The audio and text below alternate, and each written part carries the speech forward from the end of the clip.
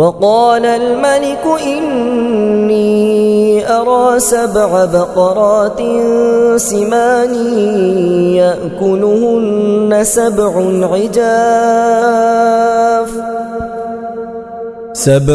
عجاف و7 سنبلات خضر وأخر يابسات يا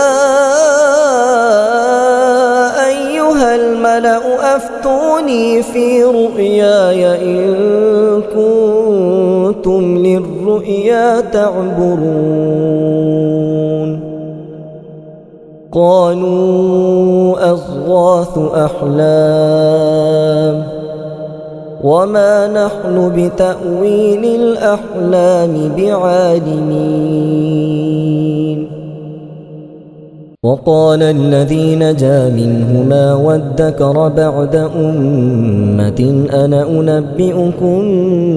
بتأويله فأرسلون يوسف أيها الصديق أفتنا في 7 بقرات سمان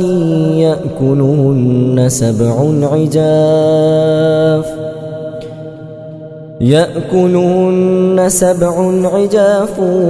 و7 سنبلات خضر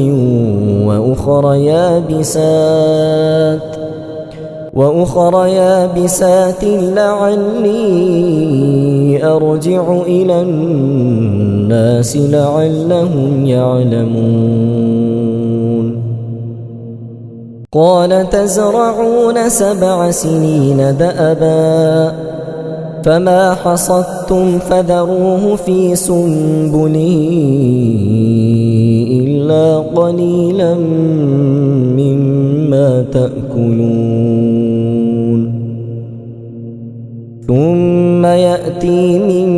بعد ذلك 7 شداد يأكلن ما قدمتم لهن إلا قليلا مما تحصنون ثم يأتي من بعد ذلك عام فيه يغاث الناس وفيه يعصرون